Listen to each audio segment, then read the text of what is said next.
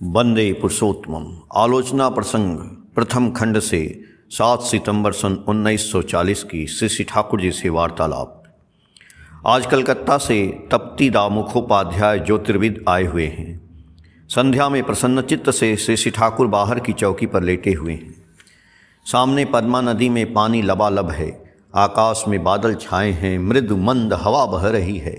श्री ठाकुर की चौकी के सामने अनेक भाई तथा माताएं बैठे हैं। तप्तीदा के साथ बातें हो रही हैं। तप्तीदा बोले, मुझे जब जिस चीज़ की आवश्यकता होती है न जाने वह कैसे जुट जाती है। जब मैंने दीक्षा की अत्यंत आवश्यकता समझा और मैं किसी काम से हाकिम के यहाँ गया तो हठात वहाँ योगायोग हो गया। श्री ठाकुर जी बोले, दीक्षा भी बहुत ज़बरदस्त जगह में हुई है। बातचीत के सिलसिले में श्री ठाकुर जी ने कहा, हमारे देश में अनेक व्यक्ति ऑनेस्ट, मोरलिस्ट, सत्य नीति परायण साधु नाम से परिचित हैं, किंतु अनेक ऐसे हैं जो रियली डिसऑनेस्ट, वास्तव में असाधु हैं। साधु का पोज भंगिमा लेकर चलते हैं। एक गुंडा, बदमाश, लुच्चा, जुआ चोर उनसे कहीं अच्छे हो सकते हैं। यदि बाप माँ, भाई बहन, आत्मीय स्वजन, घर द्वार, पैसा कौड़ी, नाम, यश, माल, मसाला, सुख दुख, सारे पैसन प्रवृत्ति की अपेक्षा इष्ट स्वार्थ, इष्ट प्रतिष्ठा उनके लिए प्रधान हो। एक क्षण में ऐसे व्यक्ति को जो हो सकता है वह सैकड़ों वर्ष करने पर भी दूसरों को वैसा नहीं होगा। हनुमान का ही दृष्टांत ले लीजिए ना। उसने मृत्यु बाण को चुराने के लिए ब्राह्मण के वेश में रावण के घर पर जाकर पूजा की थी। देखने से ऐसा प्रतीत होता है कि वह कैसा शैतान है, किंतु अपने प्रेष्ठ के लिए ही उसने सब कुछ किया। संसार के इतिहास में ऐसा देखा नहीं जाता है, उसे ही भक्त कहते हैं। तप्तीदा बोले, प्रभु आप ही बताएं कि मुझे क्या हो गया है। चाहे साहब आएँ, मुसलमान आएँ, हाई ऑफिशियल, उच्च पदस्थ कर्मचारी आएँ, सभी मुझे अच्छे ही लगते हैं, किंतु एवरेज साधारण बंगाली खरीदार देखते ही मेरा शरीर जलने लगता है।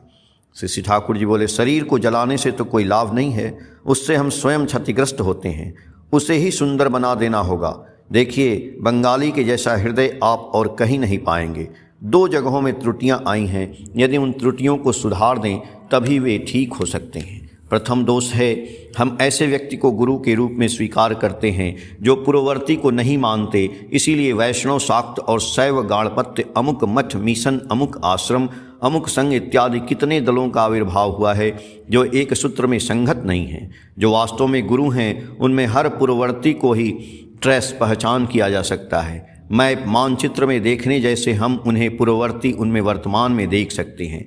जैसे श्री राम कृष्ण को देखने से यह लगेगा कि वही श्री कृष्ण हैं, वही बुद्ध हैं, वही यीशु हैं, वही मुहम्मद हैं और वही गौरांग हैं।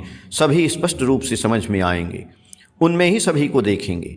यदि ऐसा न हो तो गुरु होने के उपयुक्त नहीं है। युग पुरुषोत्तम को केंद्र बनाकर समन्वयी संगति को अक्षुण्ण रखने पर 1000 मत के लोग भी रहें तो कुछ बनने बिगड़ने वाला नहीं है। हमारे देश में श्री कृष्ण या ऐसे तबके के महापुरुष को न मानकर, अस्वीकार या अपमान करके भी मनुष्य गुरु के आसन पर बैठ सकता है। इससे बढ़कर दुरवस्था और क्या हो सकती है। उसके बाद अनुलोम असवर्ण विवाह की प्रथा बंद करना भी एक बहुत बड़ा दोष हो गया है। अनुलोम विवाह के बिना वर्णों में एकता कायम करना कठिन है। चाहे जैसे भी हो, प्रतिलोम विवाह की प्रथा को बंद करना ही चाहिए। एक वर्ण में भी यदि उच्च वंश की लड़की का विवाह निम्न वंश के लड़के के साथ होता है तो उसमें भी प्रतिलोम होता है। सदवंशज और असदवंशज में कतिपय चरित्रगत लक्षण है। कोई निम्न वंशज होते हुए भी सदवंशज हो सकता है और कोई उच्च वंश का होते हुए भी असदवंशज हो सकता है। असदवंशज का प्रधान दोष है वह किसी की श्रद्धा नहीं कर सकता। थोड़ा ध्यान देने पर ही ऐसे इंस्टिंक्ट संस्कार समझ में आ सकते हैं। इसीलिए लड़की का विवाह करने के पहले यह देखना चाहिए कि लड़का उच्च सदवंशज है या नहीं। ऐसा विवाह होने के बजाय प्रतिलोम विवाह हो तो सत्यानाश होगा। प्रतिलोम विवाह एक ऐसी चीज़ है कि यदि किसी के साथ चाहे वह कोई हो या परिवार शत्रुता रहे एवं प्रतिशोध लेने की मन में इच्छा रहे तो किसी न किसी रूप में वहीं प्रतिलोम विवाह चालू कर दिया जाए तो बिल्कुल निश्चिंत हो सकते हैं। सत्यानाश करने का सीधा पथ इसकी अपेक्षा और दूसरा नहीं है। 17 नवंबर सन 1940 की श्री ठाकुर जी से वार्तालाप। प्रातःकाल श्री ठाकुर फिलांथ्रॉफी ऑफिस में बैठे हुए हैं। चेहरे पर प्रसन्नता छाई हुई है और आंखों में है स्निग्ध दीप्ति।